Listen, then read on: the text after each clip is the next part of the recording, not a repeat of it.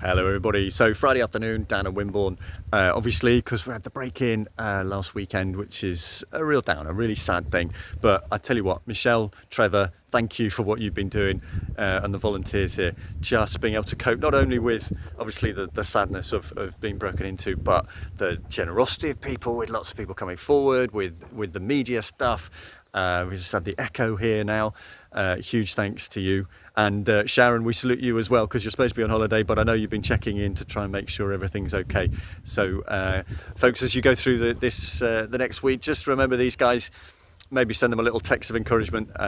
It is brilliant to see how out of sadness so much good has come. It's a bit of a resurrection story in a sense, because they've had people turning up with full carloads of exactly what was put out there. So Trevor's been literally ticking off the list of what things that they needed. They've had schools, they've had churches on the line, they've had restaurants, they've had pizza places, and they even had a tattoo artist who spotted the thing on Facebook.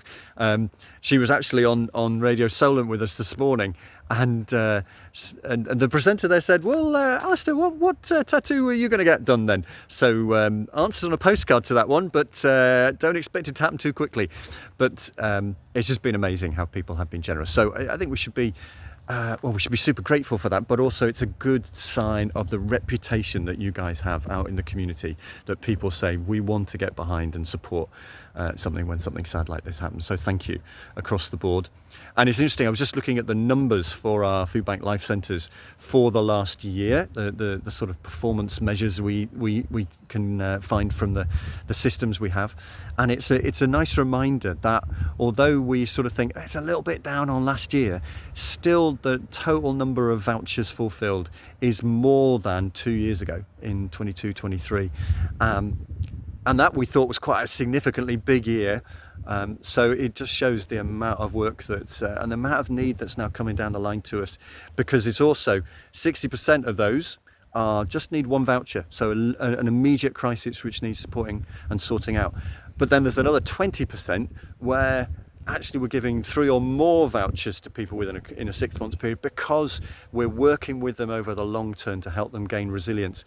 And it could be with CMA, could be they may be coming to a community meal or something like that, where we just want to spend more time to help them to a point where they feel able to move on. And perhaps worth keeping those sort of numbers in your mind. I mean, as I say, nearly 7,000 vouchers in the last full year up to the end of March. So big thank you to all of you in the life centres, in the food banks, for continuing to just show such compassion on a day-to-day basis.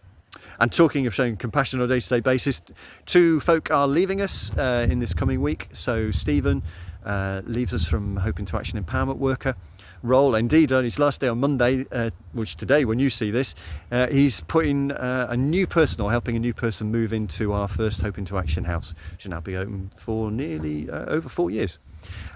Stephen, thank you for what you have done. Thank you for going right up to the end in terms of getting someone in. It's been an interesting year in terms of Hope into Action. We've had lots of ups and downs, but you have been faithful throughout it, and we are so grateful for your work, and we wish you well as you go forward into new faith adventures.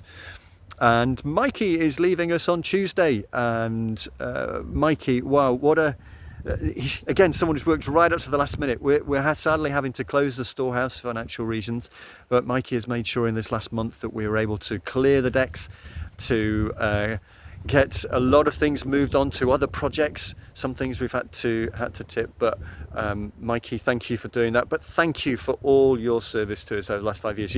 You're almost like I hope you always will be like an honorary FaithWorks, what's the right word?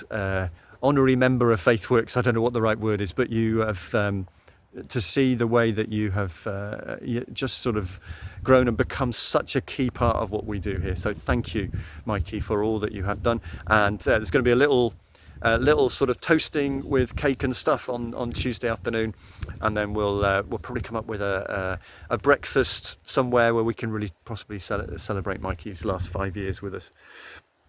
Good luck in your organising your own business, as I think that's what's the next step for you. So lots of change going on, but it's important that we keep that Easter view in mind, that when difficult things come along, God is at work. God is working on each of us, and that resurrection power is available to us all. Thanks for all you do. Keep going, folks.